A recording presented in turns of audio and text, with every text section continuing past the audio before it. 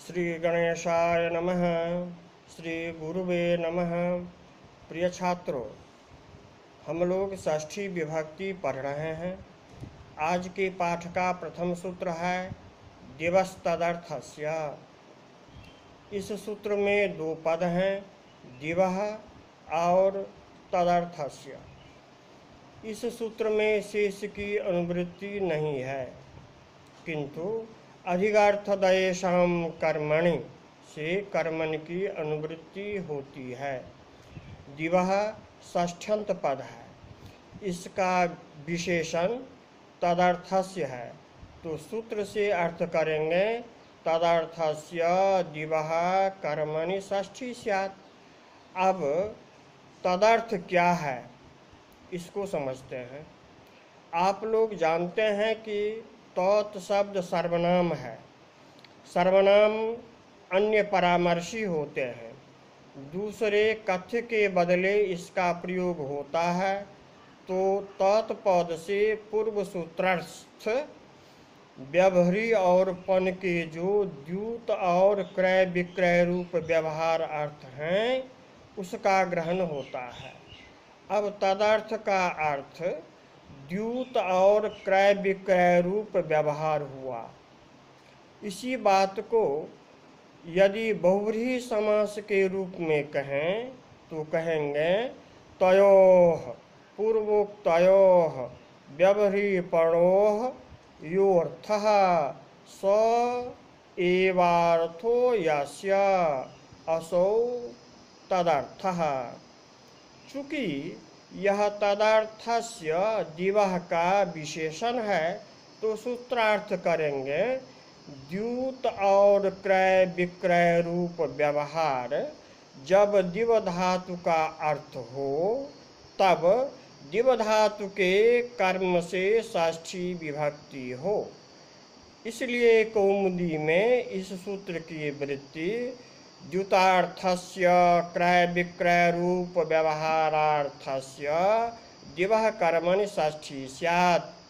दीक्षित जी लिखते हैं कौमुदी में सतस्य दिव्यति तदर्थस्य किं ब्राह्मणं दिव्यति स्तौतीत्यर्थः। ये उदाहरण एवं प्रत्युदाहरण है। प्रिय छात्रों, उदाहरण और प्रत्युदाहरण स्पष्ट करने से पहले द्यूत क्या है इसका स्पष्टीकरण यहाँ उचित है।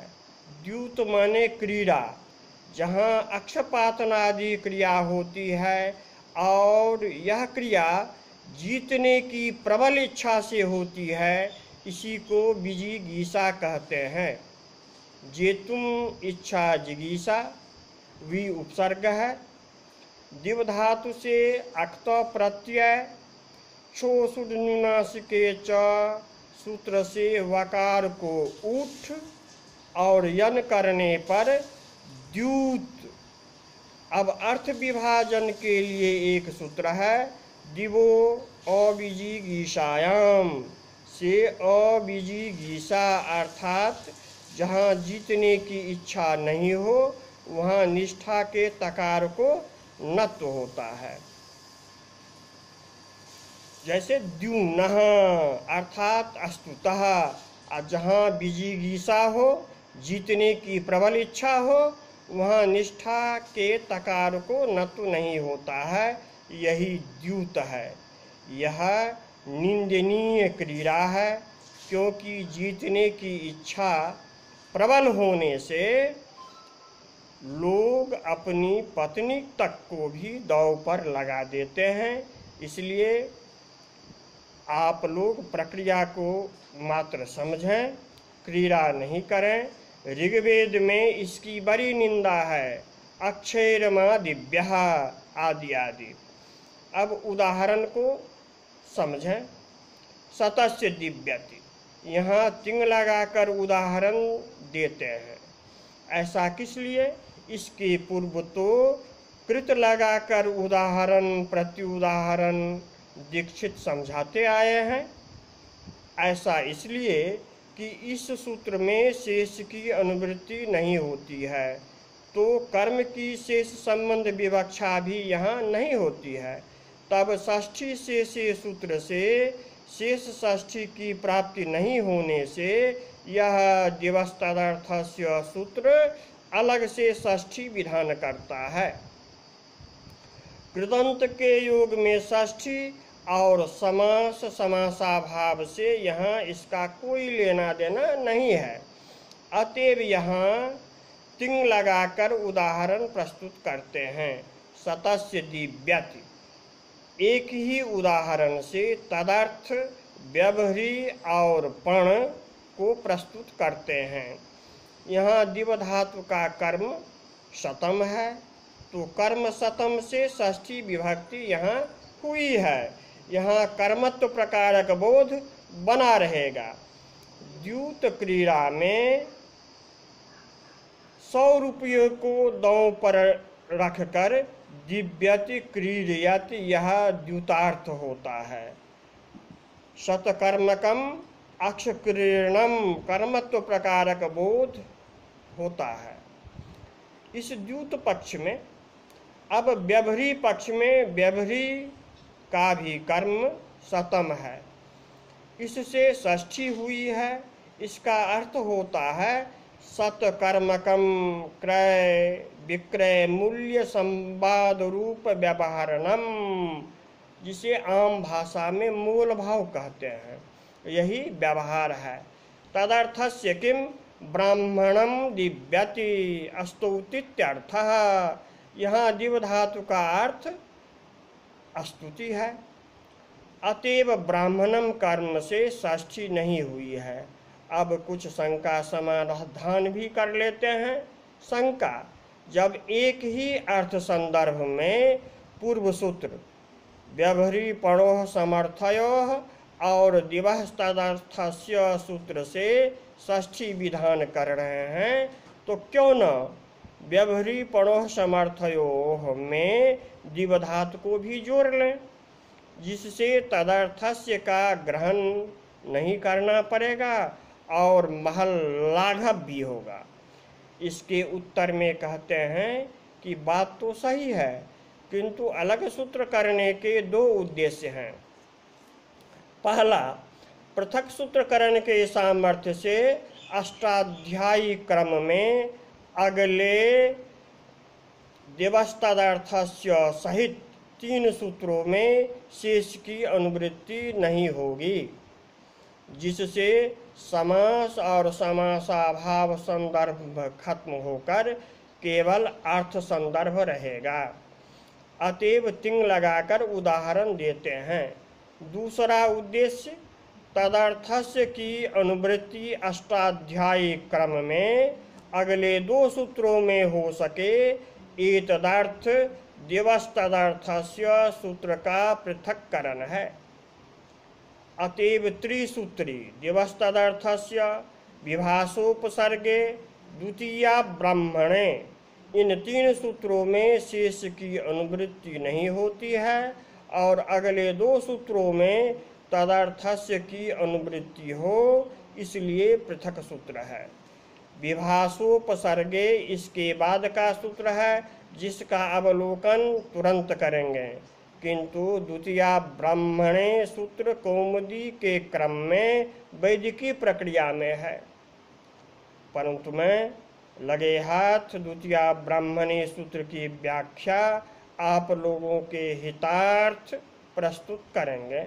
अस्तु, अगला सूत्र विभाषोपसर्गे पूर्वयोगापवादः सतस्य सतंगवा प्रतिदीव्यति उपसर्गे सति व्यवहृपनार्थस्य दिवः कर्मणि षष्ठी वा स्यात्। इस सूत्र में भी षष्ठी शेषे से शेषे की अनुवृत्ति नहीं आती है और दिवस तदर्थस्य सूत्र से तदर्थस्य की अनुवृत्ति आती है। यही दिवस तदर्थस्य सूत्र का पृथक योगकरण का फल है। अब सूत्रार्थ, द्यूत और क्रय विक्रय रूप व्यवहार्थक दिव धातु उपसर्ग पूर्वक रहे, तब सोपसर्ग दिव धातु के कर्म से वैकल्पिक षष्ठी विभक्ति हो। विकल्प पक्ष में कर्म से द्वितीया ही रहेगी। सतस्य सतं वा प्रतिदिव्यते, यहाँ प्रतिपूर्वक दिव धातु सोपसर्ग रहने से इसके कर्म सतम से वैकल्पिक षष्ठी हुई है। यहाँ विजिगीषार्थ द्यूत पक्ष में है। क्रय विक्रय मूल्य संवाद रूप व्यवहार व्यवहारी पक्ष में है, जिसे आम भाषा में मूल भाव इत्यादि आप कह सकते हैं। तदर्थस्य किम शलाकाम प्रतिदिव्यते, यहाँ दिव धातु का अर्थ क्रीड़ा है। दिवु क्रीड़ा विजिगीषा जय व्यवहार द्युति स्तुति मूद मद स्वप्न कांति गतिषु दिव धातु के 10 अर्थ हैं। अस्तु। दीक्षित पूर्व योगापवादः लिखते हैं, इसका क्या तात्पर्य है? पूर्व योग अर्थात शेषे की अनुवृत्ति यहाँ नहीं होती, किंतु तदर्थस्य की अनुवृत्ति होती है, यही पूर्व योगापवाद है। एक बात और, पूर्व से प्राप्त नित्य षष्ठी यहाँ वैकल्पिक होती है, इसलिए पूर्व योगापवाद लिखते हैं। अस्तु।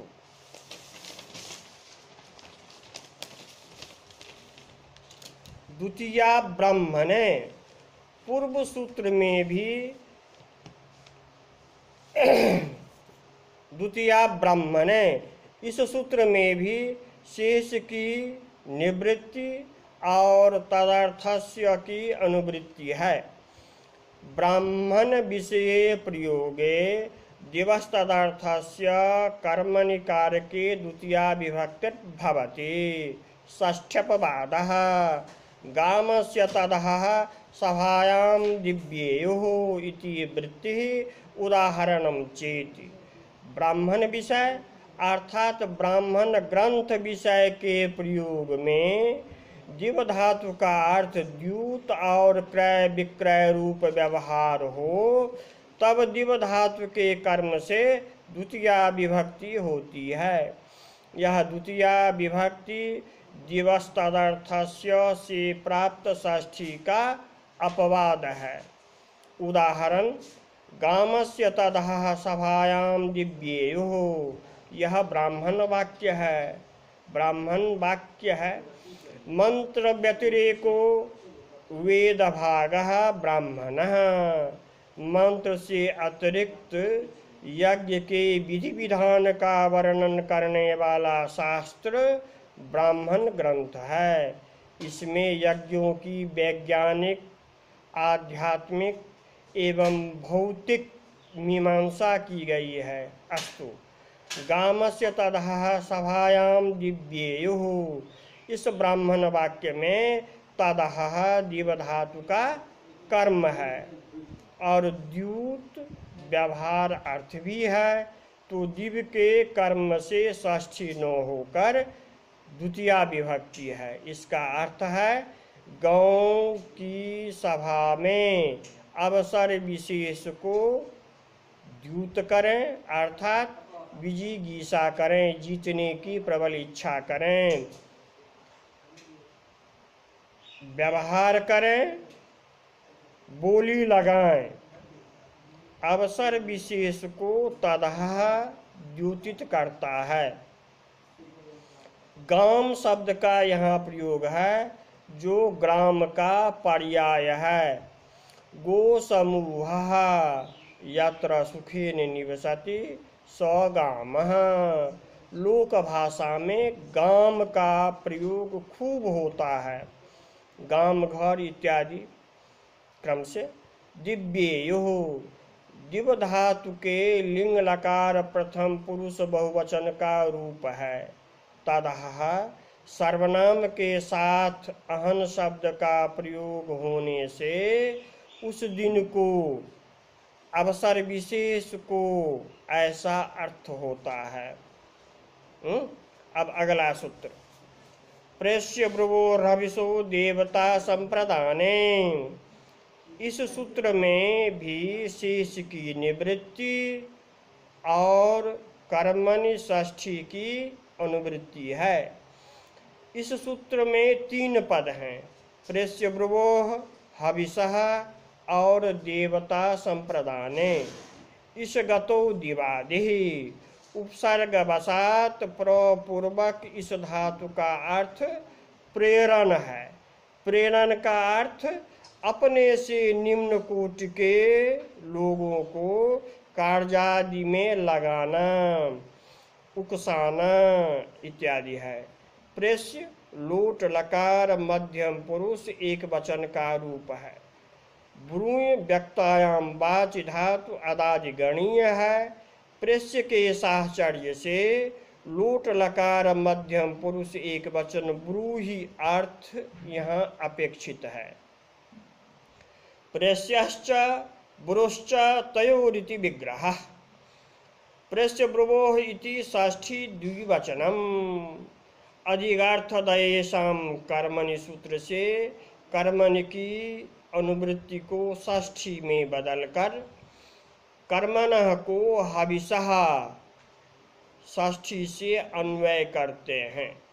कर्मणः हविषः, हविष माने हूयते अनेन इति विग्रहे असुन अर्थात हवन सामग्री। मुन्यन्नानि पयः सोमो मांसं यच्चानुपस्कृतम् अक्षारलवनं चैव प्रकृत्या हविरुच्यते इति श्राद्धतंत्रे। बपायामेदसो हविषो अनुब्रूहीति श्रुतिः। देवतायै संप्रदानम, देवता संप्रदानम किम देवता संप्रदान क्रियावाचिनोः प्रेष्य ब्रुवोः कर्मी भूतोयो हविः विशेषः तदवाचकात् शब्दात् षष्ठी भवति। इयं षष्ठी द्वितीयायाः अपवादः। अतएव इस सूत्र की वृत्ति देवता संप्रदानेर्थे वर्तमानयोः प्रेष्य ब्रुवोः कर्मणोर्हविषोः वाचकात् शब्दात् षष्ठी स्यात्। कौमुदी में दीक्षित लिखते हैं, देवता संप्रदान के अर्थ में प्रेष्य और ब्रूहि के उपस्थित रहने पर प्रेष्य और ब्रूहि के कर्म हविष के वाचक शब्दों से अर्थात मुन्यानि पयः सोमो मांसमिष्यादि हविष वाचक हैं, इनसे षष्ठी विभक्ति हो। इसको दूसरे ढंग से कहें तो ज़्यादा सुविधा होगी। जब प्रेष्य और ब्रूहि का अर्थ देवता संप्रदान विषयक हो तब प्रेष्य और ब्रूहि के कर्म हविषवाचक शब्द से षष्ठी विभक्ति हो, और यह षष्ठी द्वितीया का अपवाद है। उदाहरण अग्ने छागस्य हविषो बपायाः मेदसः प्रेष्य अनुब्रूहि वा। यह इस सूत्र का उदाहरण है। प्रिय छात्रों, यह कल्प सूत्र से उद्धृत है। यह कल्प वाक्य है, कल्प वेदांग है। हस्तो कल्पोथ पठ्यते। कल्प सूत्र में यज्ञ के विधि नियम और जीवन से जुड़ी वैज्ञानिक, आध्यात्मिक एवं भौतिक विज्ञान की बातें सूत्र रूप में कही गई है। यज्ञ के संपादक 4 होते हैं। ऋग्वेद से होता, यजुर्वेद से अध्वर्यो, सामवेद से उद्गाता और अथर्ववेद से ब्राह्मण संबंधित होते हैं। अध्वर्यो कुछ विशेष होते हैं। अध्वरम यज्ञम यौतीति अध्वर्यो, जो यज्ञ के विधि संदर्भ को जोड़े। तो इस कल्प वाक्य में मैत्रावरुणम प्रति अध्वर्यु कर्तृकोयम संप्रेषः। अध्वर्यु कहते हैं, हे मैत्रावरुण, अग्न्युद्देशेन प्रदास्यमानं छागसम्बन्धी यद्धभिः वपाख्यं मेदो रूपं तत् प्रेष्य होता यक्षदग्निं छागस्य वपायाः मेदसो जुषताम् हविर्होतर्यज इति प्रेषेण प्रकाशयेत्यर्थः। यहाँ देवता संप्रदान अग्नेय है। अग्नि के उद्देश्य से दिए जाने वाले छाग संबंधी हवि बपा नाम का मेद है। यही प्रेष्य का कर्म है। इससे ही षष्ठी विभक्ति होकर बपाया मेदसः ऐसा षष्ठ्यंत रूप बनता है। यहाँ अध्वर्यो मैत्रावरुण से कहते हैं कि हे मैत्रावरुण, अग्नि देवता को दिए जाने वाले छाग संबंधी जो हवि बपा नाम के मेद हैं उनको प्रेष्य संस्कारित करो, जिससे होता यज्ञाग्नि में उसका हवन कर सकें। हे होता हविर्यज यह प्रेष्य है। बपा नित्य स्त्रीलिंग शब्द है जिसका अर्थ है उप्यते अत्र।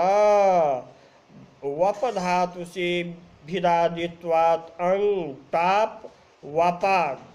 वपा मने छिद्र, वसा, मांस की तेलीय खंड इत्यादि इसके अर्थ होते हैं। और मेदः शब्देन वस्त्रखंड तुल्यो मांस विशेषः ये अर्थ होता है। लौकिक भाषा में जिसे हम आप चर्बी कहते हैं और खरीदते समय जिसे आप नकारते हैं अस्तु, अनुब्रूहि का समन्वय समझते हैं। अग्ने छागस्य हविषो बपायाः मेदसो अनुब्रूहीत्युदाहरणम्। हे मैत्रावरुण, अग्न्युद्देशेन प्रदास्यमानं छाग संबंधी यद्धभिः वपाख्यं मेदो रूपं तत्परो अनुवाक्यया प्रकाशयेत्। यहाँ भी देवता संप्रदान अग्नेय है। अनुब्रूहि का कर्म बपा नाम का मेद है जो हविषवाचक है। इससे कर्मणि द्वितीया को बाधकर षष्ठी हुई है। बपायाः मेदसः अस्तु। यदि प्रेष्य ब्रुवार्थक नहीं कहेंगे तो द्वितीया विभक्ति होगी। जैसे अग्ने छागस्य हविर्बपां मेदो जुहूधि। देवता संप्रदाने किम, जो मनुष्यादि में प्रेष्य ब्रुवार्थ रहने पर भी द्वितीया को बाध कर षष्ठी विभक्ति नहीं होगी। जैसे माणवकस्य पुरोडासम प्रेष्य। यहाँ मनुष्य संप्रदान अर्थ रहने से प्रेष्य के कर्म पुरोडास से षष्ठी न होकर कर्मण द्वितीया से यहाँ द्वितीया विभक्ति ही हुई है। अस्तु, आज का पाठ पूर्ण हुआ। खुश रहें, प्रसन्न रहें। संदेह होने पर फोन से समाधान प्राप्त करें। जयतु भारतम, जयतु संस्कृतम।